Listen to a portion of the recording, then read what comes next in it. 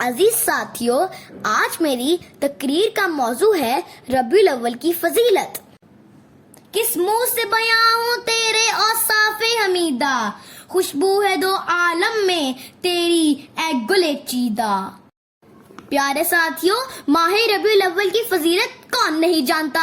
ربیع الاول کے معنی ہے پہلی بہار۔ جناب علی 1400 سال پہلے عربوں کی تاریخ پر نظر ڈالیں، جب سماج کفر و شرک کی غلاظتوں میں لتھڑ چکا تھا، شراب، چوری، ڈاکے لوگوں کا معمول بن چکا تھا، کمزور و ناتواں کا گریبان چاک تھا، غیرت و حمیت کا جنازہ نکل چکا تھا، بیٹیوں کو زندہ دفن کر دیا جاتا، ظلم و بربریت سے انسانیت آہو بقا کر رہی تھی۔ کعبہ کو یاروں نے صنم خانہ بنا ڈالا، دلوں سے ظالموں نے نقش وحدت مٹا ڈالا۔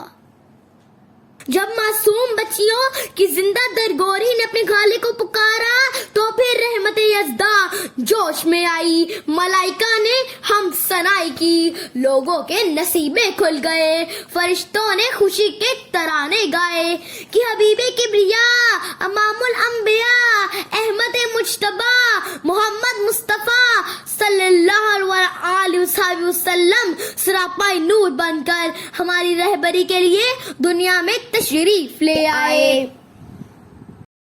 خانہ کعبہ میں رکھے ہوئے 360 بت منہ کے بل گر پڑے، آتش کدوں میں ہزاروں سال سے دہکتے ہوئے انگارے ایک دم بجھ گئے، پھر تو اجڑے ہوئے باغ میں بہار آ گئی، زمین سے آسمان تک نور ہی نور پھیل گیا، پھر عداوت کی جگہ محبت نے لے لی، بت پرستی کی جگہ خدا پرستی نے لے لی۔